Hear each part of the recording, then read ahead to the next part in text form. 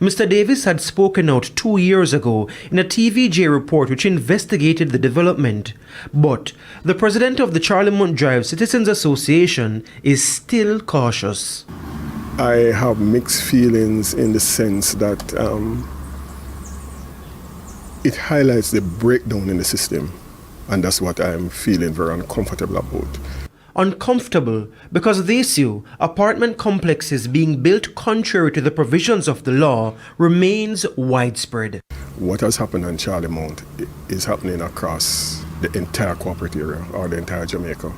Hence the reason why we have the citizens' rights group with 29 members, because everything that we experience here on Charlemont is the reason why we have come together. They've come together because other communities continue to write to the Kingston and St. Andrew Municipal Corporation and the National Environment and Planning Agency without response. It's why the Coalition of Citizens Association believes state agencies have no desire to arrest the problem. We have not seen across Kingston where it has abated. The developments still continue. The breaches are continuing, and Citizens Association like the Community Advocacy Group and others have been at it. The Integrity Commission has done its work, and hopefully this will lead into a direction where action has to be taken. Bless up my people. Welcome back to the channel. It's your girl Anissa Bell Rose. Thanks to all new subscribers. Thanks to the returning subscribers. If you're new to the channel, subscribe. Turn the post notification bell on. Put it on all so you won't miss an upload from me. On the road to 10K, help me to get there, my people. So in this one, my people, $69 million to be spent on the Constitution Reform Committee for the first year. And I will break down what is to be paid for and the cost, as well as citizens' right to the city lashes out against NEPA and KCC. Stay tuned for all that will be unfolded in this video. Drop a like on the video while I'm at it. Some people, y'all know I've been following up this story as it pertains to the president of the National Water Commission's Mark Barnett in, being investigated by the Integrity Commissions and found to have been breaching building permits that was granted to him by NEPA and Kingston and St. Andrew Municipal Corporation. And right now, my people, he is on basically administrative leave, still getting paid. And members of the Citizens' Right to the City, Carol Naris, calling for his resignation, and she's lashing out at NEPA and KCC for being complicit to this man's breaches. There is alleged to be a lot of reports or a lot of calls to these two organizations, naming NEPA and KCC, about Mr. Mark from a longer time. And those calls and reports went unanswered. So, is it true that they were complicit in this man breaching building permits? Take a listen to what she has to say. When you have a duty to act in a particular way, and the issues that you're supposed to be addressing are brought to your attention repeatedly and are documented, so it's not just people calling you by phone or whatever, people are actually writing to you. When your own officers, as in the case of NEPA, submit inspection reports that say to you that a development is in complete breach of its permit, and you do nothing for months and months and months on end, by your omission, you are acting in a manner that is complicit with the behavior of those who are in breach. We also call for forensic audits of the agencies, because we believe that the systems and the procedures and the management and leadership, that there needs to be further and deeper investigations into the state agencies. We also are calling for a moratorium on new multifamily permits, residential permits, pending these audits. We're saying that the building committee of KCNC and of the wider council don't really have the technically competent people on them to be able to objectively and properly assess the applications that they're receiving and granting permits for. And we're saying replace those building committees with competent structures.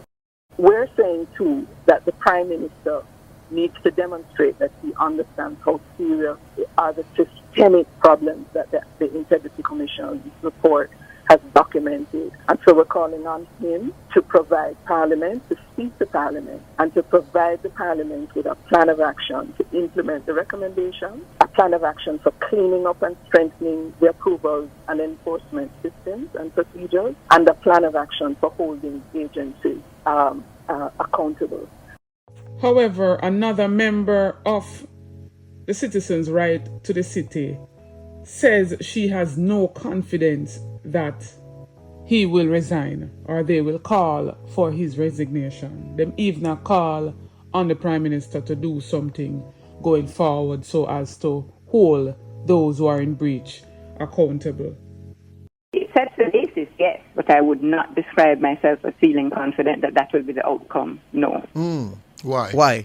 We've seen these kinds of reports before. Many people have complained. I certainly, in my time at JET, have brought to NEPA particularly all the various breaches that were contained in the Integrity Commission's report, and there have been promises, and nothing has changed. So I don't think we can be complacent about it. I think it is a good basis. I'm very grateful to the Integrity Commission and to the Charlemont community. And we would have to make sure that we keep the pressure on in case, there's going to be an attempt to hope everybody forgets about it because of whatever the next crisis is going to be. Mm-hmm. And we have to try and make sure that doesn't happen. She said that them are wait for basically 9 days blow off and then everybody forgets about it. But let us see what will happen. And it's very unfair, my people, in what she said. And the reality is, in most cases, it is true. Because if it was a layman like myself or you, we would be brought as early as a report was made or a call was made to say that we are in breach of doing something. But the big wigs and the persons up in the higher strata of society gets a different treatment versus someone who is not up in the higher strata of society.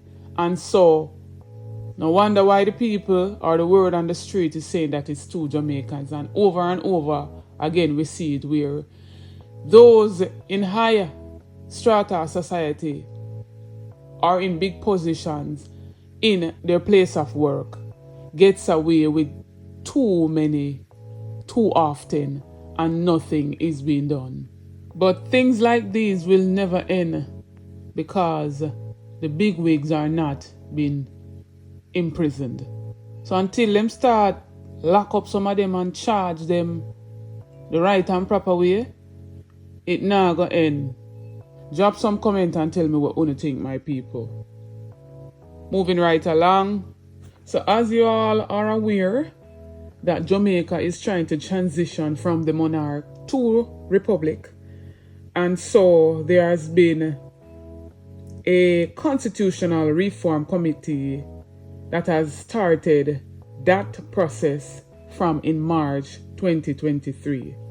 And this transition is being steered by Minister of Legal Affairs, Marlene Malahoo IV. And they have had a whole lot of what people deemed as secret meetings until they started to involve the public, right? They're now saying, my people, that the government will spend over $69 million for the first year of operations of the Constitutional Reform Committee. We're not sure how long this committee will run or how long this transition phase from the monarch to republic will take place. And here is the breakdown of the budget that was provided through an access to information request by news media. And these expenses are from April 2023 to March 2024. So of that sum, the bulk of $18.5 million will go towards a public education campaign through the Jamaica Information Service, JIS. However, when combined, the various expenses attached to holding public consultations across all 14 parishes make up nearly half the total budget at just over $30 million. $12 million will accommodate hotels for the Constitutional Reform Committee members. $7 million will be expended on JIS services, followed by $6 million for monitors, chairs, and decorations. Meals for the attendees come up to $3 million for the financial year. $8 million is for meals for the various Constitution Reform Committee and subcommittee meetings. Legal education comes up to $8 million, broken down to $6 million for school tours and $2 million for brochures. The government is also spending $3 million on various paraphernalia. And this Constitutional Reform Committee purpose is to provide expert guidance and oversight to the government and people of Jamaica on the road to becoming republic. I'm going to leave the comment section open for y'all to drop on the comments and let me know what you think. Don't forget to like, share, and subscribe to the channel. Run go over to my other platforms, Instagram and Facebook, and follow me over there at Isabel Rose. Check out the YouTube store, make a purchase, it goes in support of the channel. Check out the YouTube membership, you get a lot of benefits by becoming a member. We do notification shout out to each and every video to be a part of that. All you have to do is be the first to comment and like, and you'll be featured in the following video to come. This notification shout out goes to Evelyn Meikle. Big up yourself, Evelyn Meikle. Big up to each and every subscriber. On the road to 10K, help me to get there, my people. New viewers, come on board, journey with me, join the family, subscribe to the channel, share out some of the videos, like up the videos. Stay tuned for more videos. Big up on yourself.